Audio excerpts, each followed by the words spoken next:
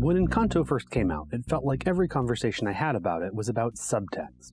Like, I was at the barber shop, and there was this kid, maybe 11 years old, who couldn't stop talking about Encanto.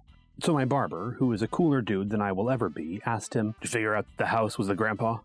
And the kid said, "Yeah." My barber said, "Did you figure out that Mirabel didn't get a gift because she's going to take over for the grandma?" And the kid said, "Yeah." And as the kid saying, "We don't talk about Bruno for the next 20 minutes, I thought, like, what did I just witness? Is my barber running a Tumblr Ask blog for Roland Barthes that I don't know about? Encanto is a movie where your barber can state categorically that there is an unequivocal, intentional subtext to the film that should be obvious to anyone and there is no need for further discussion. But in other settings, I heard people complaining that Encanto had no subtext, that it refused to engage meaningfully with settler colonialism, with the failures of capitalism, with the intrinsic injustice of birthright nobility, despite telling a story that perhaps should engage with those questions. These kinds of conversations, I think, represent two very different ways of talking about literature. For my barber, Encanto has meanings beneath the surface that an attentive viewer can suss out. For my Discord friends, close attention to the representations in the film reveal problems and contradictions in the film's ideology. And I don't want to oversell this, but it's fascinating to me to note that those two approaches correspond broadly with new criticism and deconstructionism, two major competing schools of thought within literary criticism. To say it another way, it's telling that Encanto is the kind of film that leads random people to inadvertently align themselves in a battle over the nature of meaning that has been raging for nearly 100 years. Conversations about subtext are absolutely worth having, but I find myself reminded of nothing so much as the time a friend kissed me unexpectedly on the lips, and I spent the rest of the day hunting for hidden meaning. Like, subtext is important, but sometimes you just have to focus on the text. And as a text, Encanto is extremely simple. The movie is very upfront about what it is doing. It's not interested in being subtle. What distinguishes the movie is the way that effort and attention are put toward doing a simple thing in an extremely artful way. In this video, I want to pay attention to the small details, and to look at how those small details support the work the film is doing. Literary critics call this close reading, and it's a tool that was invented by new critics like my barber, but that is also used by deconstructionists like my Discord pals to explore how meaning is made in a text. There is subtext too, of course. Encanto is a great movie and a powerful one for a lot of reasons. Specifically, this is a story of Latinidad and of the way that generational trauma affects families. It's a refugee story, an immigrant story, and a story of the legacy of colonialism in Central and South America. There's a lot to be said about how those themes are represented and misrepresented in this movie, but I am not the right person to explore those crucial and complex questions. Instead, I want to focus on the deep but narrow task of looking at how Encanto reinforces and enriches its main themes in tiny ways. There are two major themes in the film, both of which are simple and explicit. What makes Encanto so compelling is the way that the filmmakers have woven those themes into almost every detail of the film. The fabrics, the colors, the set design, and above all, the music. So let's do a close reading of Encanto, not with an eye toward hidden meaning or hidden problems, but with an eye toward how all of those innumerable details add depth and density to the story of the film. Part 1. What Encanto is about. Encanto is the story of Mirabel Madrigal, a teenager who feels out of place in her family. Everyone else in her family has a magical gift, but for some unknown reason, she did not receive one. In a family where everyone's role and value is extremely clear, she struggles to find a place to belong. Over the course of the film, Mirabel recognizes the struggles and difficulties that each of her family members are facing and helps them deal with those difficulties. In the process, the cracks beneath the surface of the amazing Madrigals become visible, ultimately leading to a collapse. The Madrigal family loses its magic, its home, and its appearance of unity. Mirabel uses what she's learned to bring the family back together into a more honest, open, and vulnerable relationship. The family's magic is restored, but with some essential differences. Each member of the family begins the film trapped in the role assigned to them by their gift. One by one, Mirabel sees the members of the family, recognizes some truth about the person beneath the gift, and invites that person to step out of their prescribed role and to share themselves more earnestly with the family. As I said, this is all extremely simple. What makes Encanto an incredible film to me is not the complexity of the theme or the depth of the subtext. Rather, it's the way in which these simple themes suffuse absolutely every element of the film. There are two essential points here. First, each member of the Madrigal family begins the movie isolated and alone, trapped in their role. Second, it is Mirabel's ability to see and empathize with the people she loves that allows her to release them from the restrictions of those roles and thereby restore the harmony of her family. To say that another way, Part 2. Mirabel's gift is emotional intelligence. From one point of view, Encanto is all about the gift that Mirabel did not get.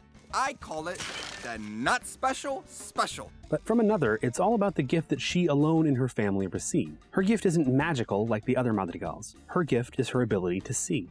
How do we know this? Let's start with the slightly figurative ways of seeing and work our way down to the blisteringly literal. Mirabel is the only person we see looking into her family members' magic bedrooms. They're all locked behind doors that depict them as heroic and magical and totally flat. The doors may be rectangles, but the people represented on them are absolutely one-dimensional. Mirabel is the only one who ever opens anyone else's door, who ever bothers to look inside. When people are lost, Mirabel is the only one who bothers to look for them. This is a bit of a two nickels example, but at the beginning, everyone in the family is looking for Antonio, who is hiding because he's nervous about his gift ceremony. Now I can't find Antonio! What do you want from me? Mirabel knows exactly where to look for him.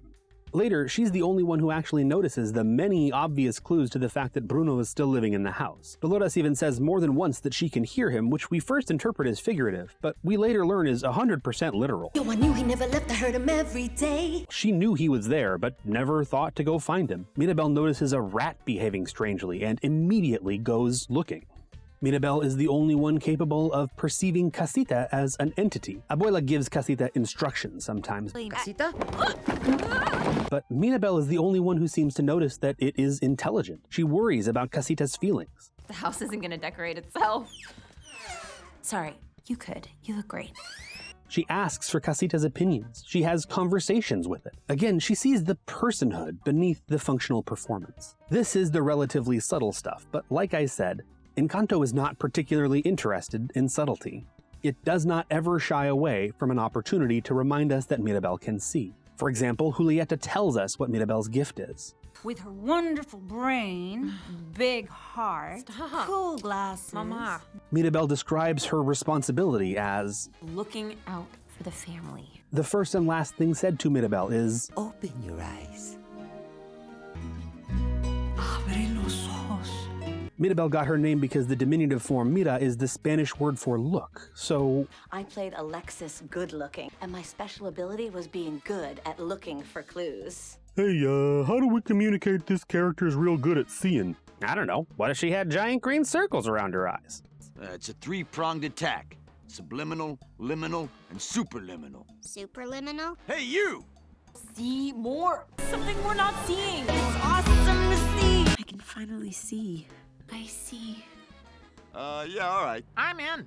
Now, I'm being glib about this because, as I said, I think a lot of this is very explicit. The fact that this is extremely present in the text does not, in this case, make it clumsy or ham-fisted because you have to watch the movie kind of a lot of times, which, as the owner-operator of a 2-year-old, I have now done, in order to notice all this stuff. It's not hidden, it's not subtext, it's simply that every detail in Encanto is constructed to reinforce this theme.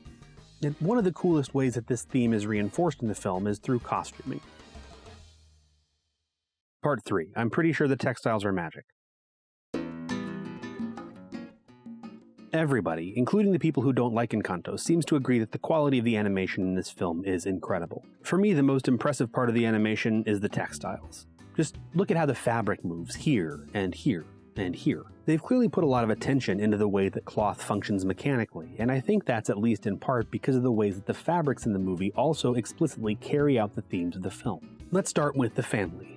Our first thematic point is that the various members of the Madrigal family begin the film trapped in the roles established for them by their magical gift. Their clothing, the layers they put between themselves and the world, represent this very clearly. Take Camilo, for example. Camilo's poncho is decorated with this motif of a chameleon, because Camilo's power is to change his shape and disguise himself. Dolores, whose power is super hearing, has sound waves on her costume. Luisa is strong, so she gets barbells. Isabella gets flowers. Julieta's healing cooking is represented by hearts and herbs. Bruno's ability to see the future shows up in an hourglass infinity motif. All the members with gifts have a costume that they wear with an emblem on it representing their gift. Like, does that sound familiar at all? Mirabel's costume is, of course, different. To say it again, Mirabel's gift is seeing others, and her costume reinforces this. The other textiles are wovens, with some repeating embroidered elements and what looks to me like a satin stitch. Mirabel's costume, though, is clearly of her own making. We're shown at the very beginning of the film that she is a crafter. Sewing machine, yarn, embroidery, floss, even a little practice stitching. Mirabel has made her costume, and she's made it out of her family. In The Art of Encanto, costume design lead Neza Bove said, Mirabel took a classic Colombian-inspired skirt and then embroidered the heck out of it. Think of it as the scrapbook of a teenage girl. She has different icons to represent each member of her family. A basket of buñuelos for her mother, a chameleon for Camilo, flowers for Isabella. It really is a way to celebrate her family because she is so proud of them. At the same time, she also wants people to see her, so there are loud elements like the pink tassels. Mirabel doesn't have a gift for her costume, so she fills it with the gifts of the people she loves. Everyone is represented, and we know that she decided to look this way because she made her outfit. Mirabel's gift is her ability to see and appreciate her family. The one magic family member I haven't mentioned here is Antonio, who is interesting. Antonio's costume motif is very similar to Felix and Augustin's, simple pinstripes. There are two interesting possible interpretations for this. I'll come back to the more grounded interpretation in a moment, but first I want to glance briefly at something Lorelei Bove, associate production designer for the film, mentioned, also in The Art of Encanto. Antonio starts the film with a white outfit because he still hasn't received his gift. After that happens, he changes into a more colorful version that incorporates the animals he can now communicate with. Now, unfortunately, neither of these statements are true to the final cut of the film. In the final cut, Antonio does wear his white costume for his gift ceremony, but he's in the same costume in his first appearance as he is in his last. What's interesting about this quotation to me, though, is that it seems to suggest that the costumes are in some way a part of the magic. Now, pardon my tinfoil hat here. If Toñito's gift is unknown before the ceremony, and if immediately after he's supposed to have a representation of his gifts on his clothes, that implies that the same magic that grants the gifts also somehow provides the costume. If this is true, it adds an extra layer of sad beauty to Mirabel's costume. The hours she must have spent stitching her loved ones into her clothing are an even more powerful act of love, if everyone else's clothes are simply a gift from the Encanto. The more substantive reason I think Antonio doesn't get a superhero emblem is much simpler and I think more consistent with the other patterns we see in the film. Every other magical member of the Madrigal family is defined and constrained by their role. Their gifts replace their identity. They hide themselves behind their gilded doors and they put on the emblem of their ability like a costume, and nobody but Mirabel sees the person underneath. Toñito receives his gift exactly as the family finds a new way to relate to each other, and so it makes sense that he might be the one Madrigal to escape the burden of wearing his trauma on his sleeve. Alma, on the other hand, is fully swathed in her trauma. The bodice of her high-collared, floor-length burgundy dress is covered in wine-colored soutache braid, a decorative technique most commonly seen in military uniforms. At her waist, Alma wears a chatelan, a proto-keychain dating back to ancient Rome but commonly worn by wealthy women in the 19th century as a demonstration of status as well as for practical purposes. Alma's chatelan has three components: a watch, a key, presumably to casita, and a locket that contains a photo of Abuelo Pedro. At the bottom of her skirt, a range of black lace mountains rises from the hems, and it looks to me like nothing so much as water wicking upward through the threads. There's a ton to unpack here. Alma is regimented, formal, practical, a status symbol, and the reflection of the miracle. But it also emphasizes that Alma's steely demeanor overlays a grief that is always threatening to drown her. The top of Alma's costume speaks to the business-like image of order, structure, and command that she seeks to present, but underneath, she's still knee-deep in the river of sorrow where she lost her Pedro.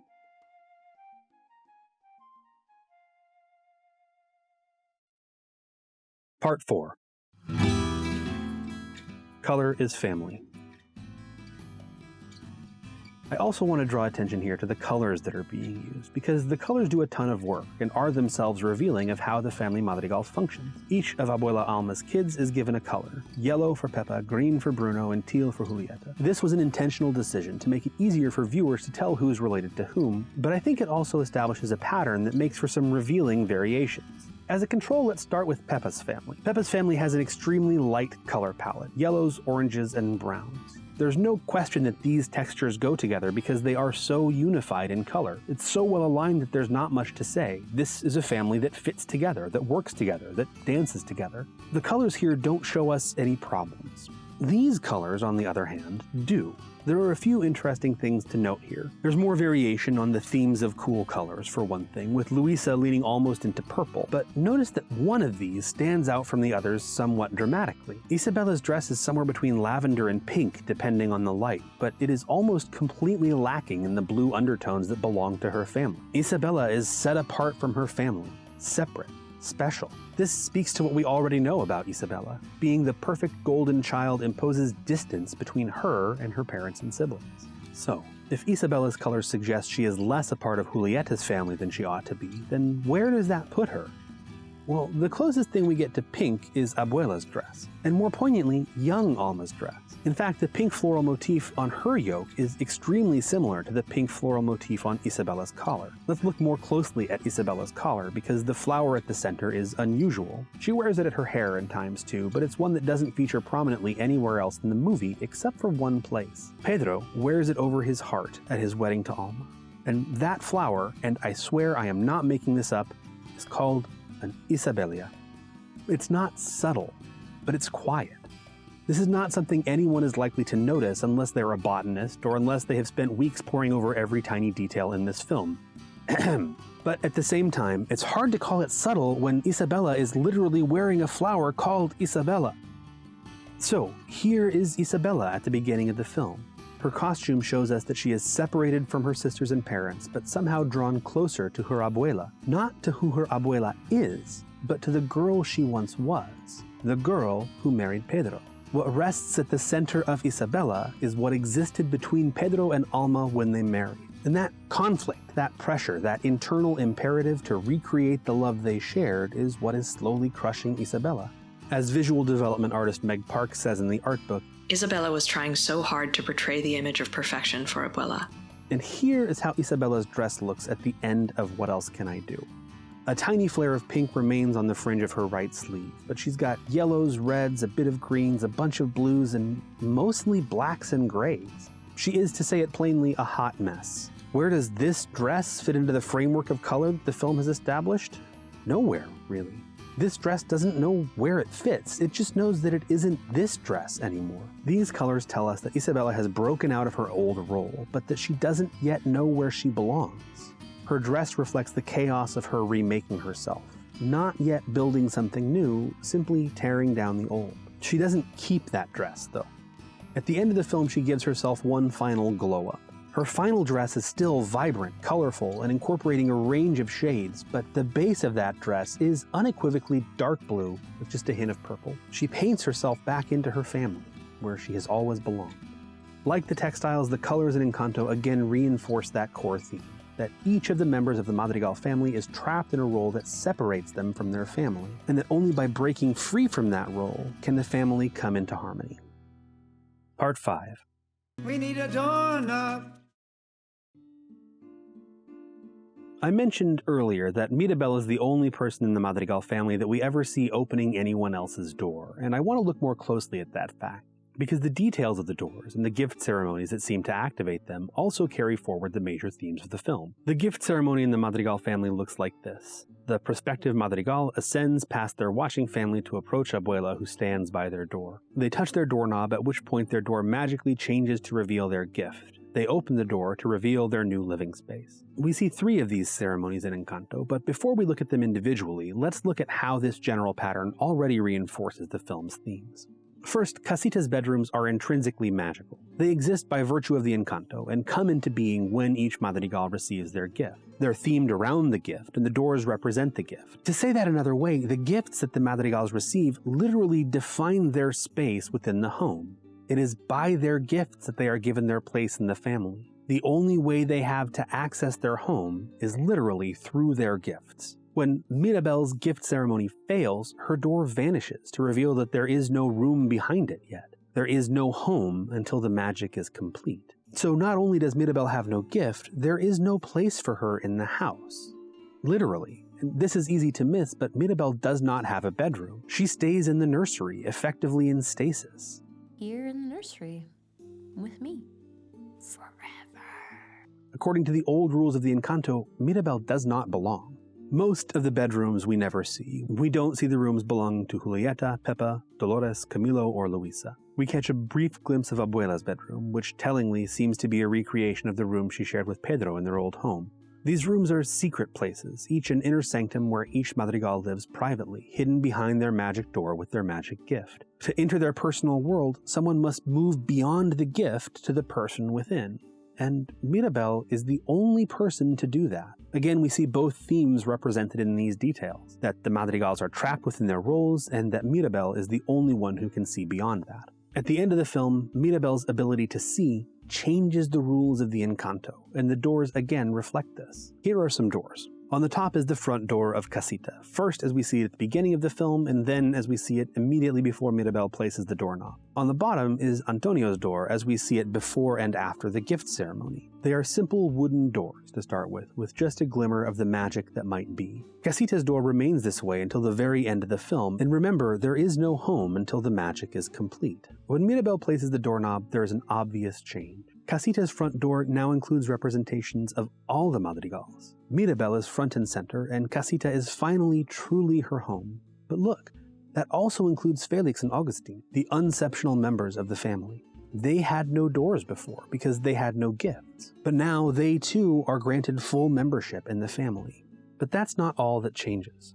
Look at the bedroom doors. They're still magic, but no longer all the Madrigals locked inside a set established role. The Encanto doesn't separate them from each other, it unites them. Unless we lose sight of our other theme, let us hear what instigated this change in the magic. I see me.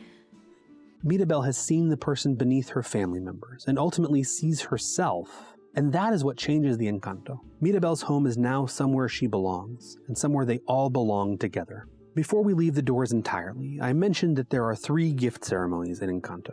First, Mirabel's. Mirabel is alone. She has older sisters and cousins that could walk with her, but they don't. Second, Antonio's. He's afraid to do this by himself, so Mirabel sees him reaching out to her for help and comes to him. She walks with him. The third gift ceremony happens at the end of the film, and it is once again Mirabel's. But this time she is not alone. She is accompanied first by Abuela until it is time for Abuela to take her place by the door, and then she is accompanied by Toñito. She is not alone anymore.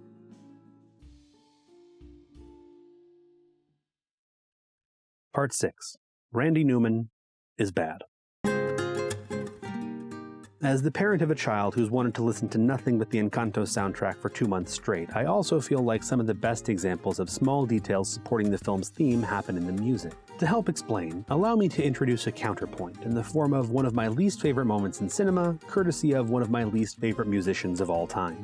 This is a scene from Toy Story, and in my opinion, it is the textbook example of how music can ruin a moment.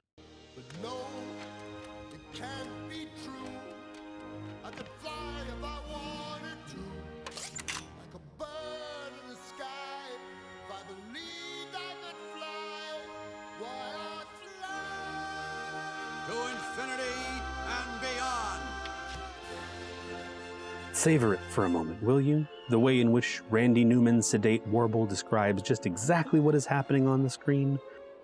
The loping stumble of Newman's cadence. Here's the best part.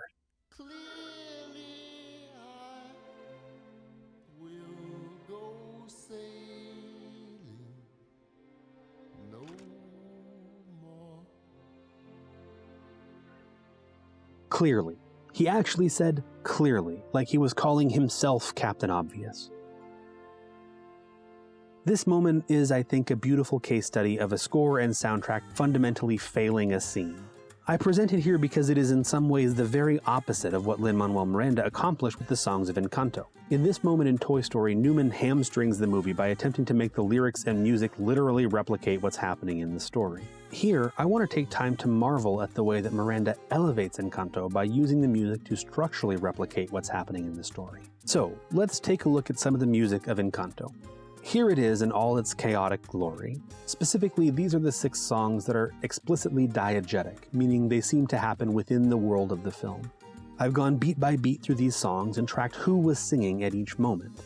If this chart looks a bit familiar, it may be because you've seen Howard Ho's video, How We Don't Talk About Bruno Works and Why It Is Amazing, which came out while I was working on this essay. Ho talks a lot more than I will about the melodic content of the music, and I definitely recommend giving that video a watch. Rather than going song by song here, I want to jump around a bit and ask some specific questions related to our 2 major themes. First, Part 7. Who is alone? There are a lot of solos in Encanto, but not all solos are alike. The easiest and most straightforward example is here, Waiting for a Miracle. Waiting for a Miracle is quite simply a straight line. It is a song about Mirabel not feeling like a part of her family. She sings it apart from her family, who spend the song frozen in time. There is no clearer or more explicit way to say that Mirabel does not feel like a part of her family. than this. In fact, with one exception, Mirabel does not sing at the same time as any of her family members until here, an hour and 10 minutes into the film. She gets backup vocals from the town in the family madrigal. She's present for surface pressure, but doesn't sing. She sings in response to her family in We Don't Talk About Bruno, but she's not a part of the family harmony. Musically speaking, Mirabel is alone for more than 3/4 of the runtime of the film. I did say there was one exception, right here. I fell in love with family madrigal, and now they're part of the family madrigal. The two people that Mirabel is able to harmonize with, however briefly, are Felix and Augustine, the two other unexceptional outsiders to the family. So Mirabel is alone. Interestingly though, so is everybody else, more or less, right up until that same moment 3/4 of the way through. Let's describe what Felix and Augustine are doing here as singing backup, what we'll call parallel harmony. They're singing the same words and timing as Mirabel, but with notes that harmonize. And again, with one minor exception, we don't see two characters singing in parallel harmony again until here, because everybody else is alone too. There's another type of harmony that happens in the first part of the movie. It just works differently. So let's talk about Bruno. Because as much as We Don't Talk About Bruno is a song absolutely full of rich and fascinating harmonies, it is nevertheless a song where everyone is alone. First and easiest, let's find Mirabel. There she is, over there, all by herself. She sings in the gaps between her family's lines. Sometimes she starts singing while someone else is holding a note, but otherwise she slots neatly in these gaps. Nobody wants to sing with her. Moving on. Pepa and Felix sing together, right?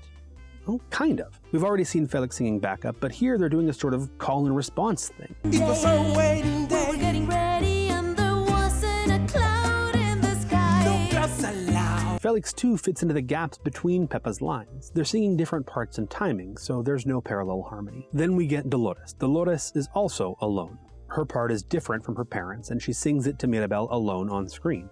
Grew to live in fear, Bruno stuttering or stumbling. I can always hear him sort of muttering and mumbling. I associate him with the sound of falling sand. Then we cut to Camilo's part. Again, Camilo's part is different from his sisters and their parents, and he sings it to Mirabel alone on screen.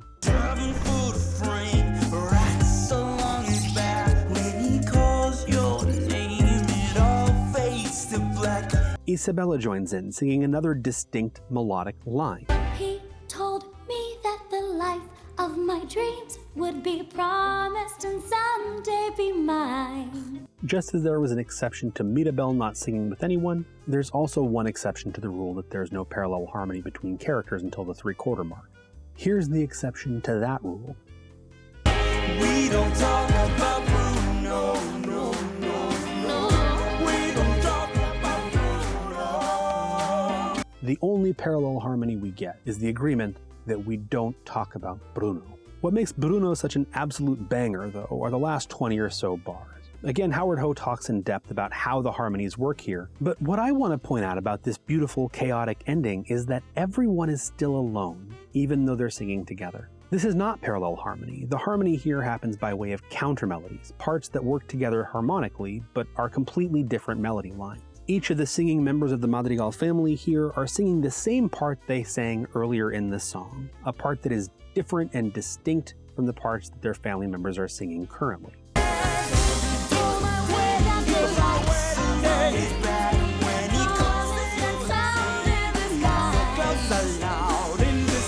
These characters aren't singing together, they're singing alone, just at the same time. And just for fun, let's look at what they're singing. Pepa is singing about how Bruno ruined the weather at her wedding. Dolores is singing about how she could hear Bruno. Camilo is singing about Bruno's monstrous form and shifting himself into that form. Isabella is singing about how he prophesied her rigid future as the perfect grandchild. The verses that these characters are singing alone together are about the ways that their gifts isolate and burden them. The structure of the music carries with it the themes of Encanto. Each of these characters is alone, isolated, and trapped by their role, even harmonically. So what about the other theme? Does the structure of the music also communicate somehow that Mirabel's ability to see her family is what draws them out of those roles? I mean, it'd be kind of weird if I didn't think so at this point, wouldn't it? Part 8. You. As I said, there are no parallel harmonies other than brief excursions to yell at Mirabel in the first 75% of the movie, until this moment in What Else Can I Do? This is the moment where Mirabel begins in earnest to shatter the walls and open the doors that separate her family from one another. This exact moment, the 185th beat in What Else Can I Do, is the absolute hinge of the movie, the point where everything changes. But to see why, we need to look back here at Luisa and the harmony in Surface Pressure. Like Mirabel, Luisa starts her song out alone. For the first 12 measures or so, her voice sings solo, but then we hear a parallel harmony part. I take what I'm handed, I break what's demanded, but under the surface. And 2 bars later, we get a second parallel part. Under the surface. And if you're thinking that I was just saying there is no parallel harmony in the first half of the movie, you're almost right. There are plenty of places that we see backing vocals. What we don't see is one character singing back up for another. Because look, it's clear in the video that Mirabel isn't singing here. The backing vocals here are Luisa's. She's still alone, singing backup for herself. And as the pressure builds, the number of Luisas needed to carry the weight of the song increase until at the end I genuinely don't know how many parts there are. No cracks, no breaks, no mistakes, no pressure. Luisa simply has to give more and more and more until she struggles over the finish line, gasping and shaking. Nobody has Luisa's back but Luisa. Contrast this with What Else Can I Do?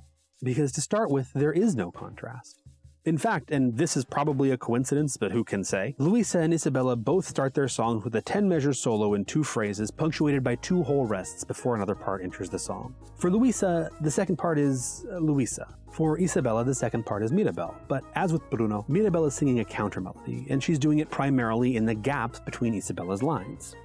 What else can I do? Wait, bring it in, bring it in. Later, as with Luisa, we do get a section of parallel harmony, and again, as with Luisa, Isabella is backing up herself. What could I do if I just grew what I was feeling in the moment? We get little interjections from Mirabel, again in the space between Isabella's lines. Do you know where you're going? Until this magic moment. If you leave out yelling at Mirabel, this is the first time 2 madrigals have sung anything together at the same time in the entire film.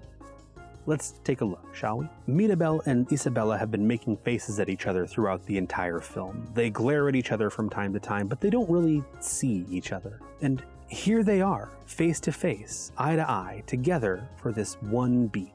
And we are, after all, looking for evidence in the music that Mirabel is seeing who Isabella is, right? So let's listen to her side of the hinge. All I know are the blossoms you grow, but it's awesome to see how you rise. Okay, well, what about Isabella? Does this suggest that she is trapped in her role? Let's rewind. I'm so sick of pretty, I want something true, don't you? And to hammer home the literal, the word that they are singing to each other in this moment is you.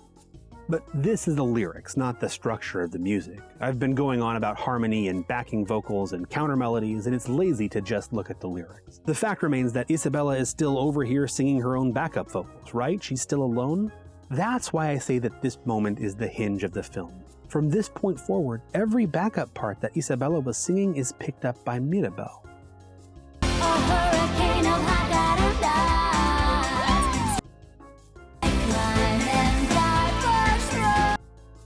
what can you do when you know who you wanna be isn't perfect? She sings with her sister in parallel harmony for the rest of this song. With that single you, Mirabel has managed to bring herself into harmony with Isabella. And after that, well, she's about to get to work. Part 9. All of You. As I've said, Encanto is a film that rewards close examination, and I've seen that nowhere quite so clearly as All of You. There's a lot to see here, but structurally speaking, this is the clearest expression of the way Mirabel is able to see her family and bring them into harmony in the whole film. The song starts out with Mirabel alone, as does the film. And I mean that very literally. Look at what Mirabel is singing. Look at this home. We need a new foundation. This is our home. We've got every generation. Mirabel is very literally singing the same tune that she was singing at the very beginning of the film, a song of appreciation for the family madrigal. At the beginning, she sang her tune alone, but now she's going to get the whole family to sing with her. She doesn't say it in this moment, but remember too that we're musically reminded of this phrase. We've got every generation. I stress that because Mirabel is about to walk through the family, working her empathetic magic on every generation. First, Abuela is brought into harmony. All of you, all of you. Again, parallel harmony between two characters, the symbol of connection that we've only just seen come back into the film. Next, the triplets are brought into harmony, and their spouses with them. Coming to the light. The triplets are reunite, and no matter what happens, we're gonna find our way. Bruno is reintroduced to his siblings, and all 5 members of the second generation, Felix, Pepa, Bruno, Julieta, and Augustine, get a part to welcome him back into the family. We only get parallel harmony between the 2 sisters, Pepa and Julieta here, but we do get it. Then, the third generation. Mirabel turns to her sisters who have not sung together in the entire movie and brings them into parallel harmony. Straight up to the side, let's go. Dolores too gets to join in, adding a cousin to the equation, although unfortunately we don't get Camilo or Antonio at this moment. Finally, the 4th generation, the generation of Madrigals that has yet to come. Isabella's pending marriage to Mariano, which she does not want, is in a real way the inciting incident of the film. That is what makes the miserable status quo of the movie become unbearable and come to a head. And this, too, Mirabel resolves here in All of You, by bringing Mariano and Dolores into musical conversation. Have you met Dolores? Okay, I'll take it from here. Goodbye. Nobody's getting married yet. Let's get married. Slow down. But we do get a glimpse of a new future for the next generation. Let's pause here to notice that All of You, very literally, contains all of them. Every named character in the film has a part in this song, including several characters who haven't sung a note in the entire movie, like Julieta, Antonio, and Mariano. New voices are added to the chorus of the Madrigals, and Mirabel has brought harmony to her abuela, to her parents, to her siblings, and to the new future. And finally, Part 10, Me. If the 185th beat of What Else Can I Do is the hinge of the film, this moment, the 413th beat of All of You, is its resolution. It is the final, clear expression of the resolution of our 2 themes. And as with everything else in this movie, it's quiet, but it's not subtle. Just to have them fresh in our minds, let's restate our themes. First, the magical Madrigals are trapped and isolated within their roles. Second, Mirabel's ability to see frees them from that isolation and brings them together as a family. We've just seen Mirabel walk through each generation and bring them into harmony with each other. So, did it work? This is our final gift ceremony. Toñito is escorting Mirabel to her door. This time, the family does not need Mirabel to harmonize. And this time we move by family unit, not by generation. Pepa's family. We see how bright you burn. Mirabel's sisters. We see how brave you've been. Her parents. Now see yourself in turn. Her tío. You're the real gift, kid. Let us in. And finally, her abuela. Open your eyes. Finally, Mirabel is asked to turn her incredible gift upon herself. What do you see?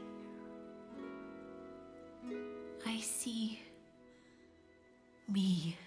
You can see the family healing, piece by piece, in beautiful parallel harmony. And then Mirabel remakes the magic. And everyone is here. And nobody is trapped behind their door anymore.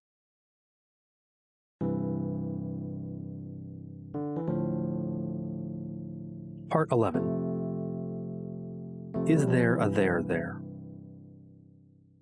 I framed this essay with the various conversations I've had about the subtext of Encanto, and I've had more than one person ask me through the process, who's right, the new critic Barber or the Discord deconstructionists?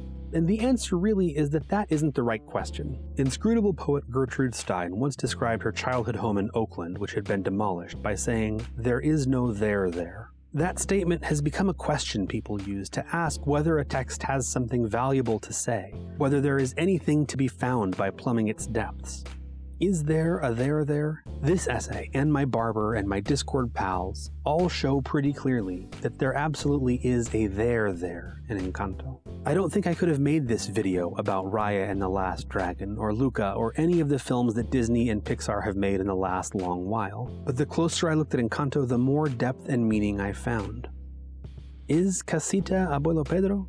There are certainly some details that hint in that direction. Could Encanto engage more directly with historical injustice? Absolutely. What we call subtext is the meaning that we find beneath and beyond the text, the tune that remains unsung. The chord sounded in the harmony of small details. New critics, like my barber, seek meaning in the parallel harmonies, the places where the intricacies of the text work together to create something greater. Deconstructionists, like my Discord pals, look for meaning in the counter-melodies, the places where the interaction between voices in the text reveal conflict, tension, discord. Whatever perspective we seek to take, we can only access subtext through the gateway of the text. And for me, the most compelling thing about Encanto is that it is the sort of film that causes one's barber to unexpectedly become a new critic. It's the sort of film that invites a software engineer to dive headfirst into deconstructionism. It's a movie that draws people into seeking meaning, to understanding the relationship between the text and the world, to looking past the restrictive facade of the kids' movie to the rich, artful, and intricate composition within. It is a movie that teaches us, from start to finish, Abre los ojos. Abre los ojos. to open our eyes.